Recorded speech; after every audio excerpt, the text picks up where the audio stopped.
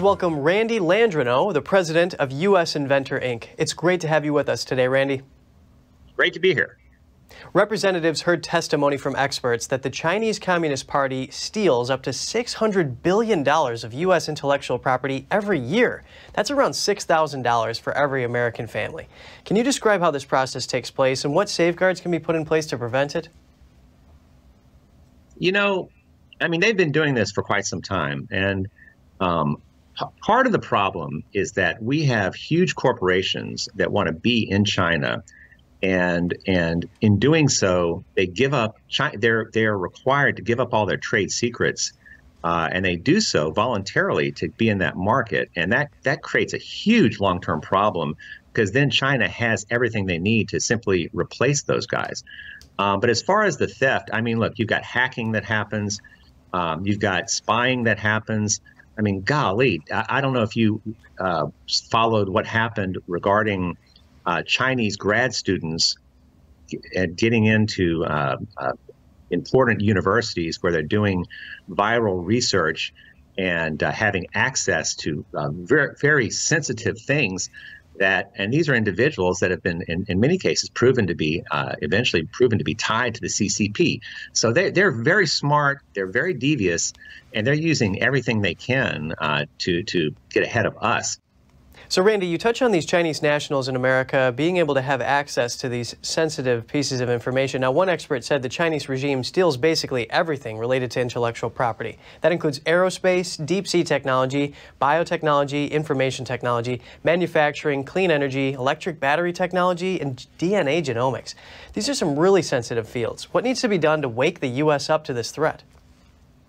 You know, I think we kind of take a lot for granted, and we've had it so easy for so long, and a lot of Americans don't really understand the threat. Part of it is if they're being lax with their secrets, wow, that's a problem. But another side of it is being lax or giving up the secrets as part of a deal to be able to be in the Chinese market. Again, that's a very short-sighted view that ends up hurting America, and the very companies who do it for short-term gains hurts them drastically long-term. I think, I'm not sure what can be done legislatively, but I got to tell you, a lot of this boils down to people simply being aware and doing the right thing. Randy, has the U.S. done anything that would facilitate this intellectual property theft by the CCP? Oh, you know, the thing one of the things that U.S. has done that's shocking in this effort to that big tech had a big part in to weaken, to make it easier to invalidate the patent of a startup that otherwise would have competed. What was created was an administrative court. So where all the battles regarding intellectual property used to take place in a real court with a judge and a jury and a lot of due process. Now they almost all end up in this administrative court.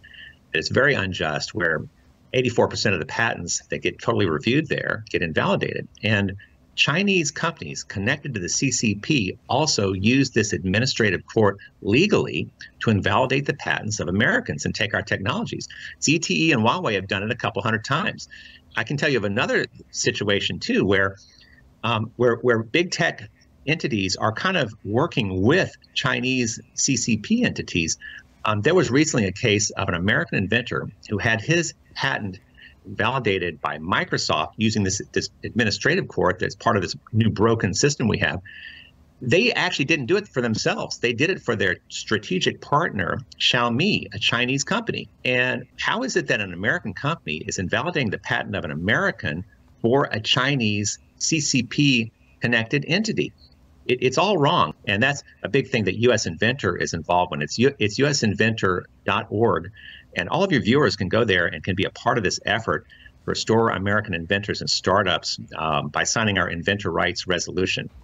That is very concerning how this patent invalidation is facilitating this process. Randy Landrino, the president of U.S. Inventor, Inc., thank you so much for your analysis. Thank you.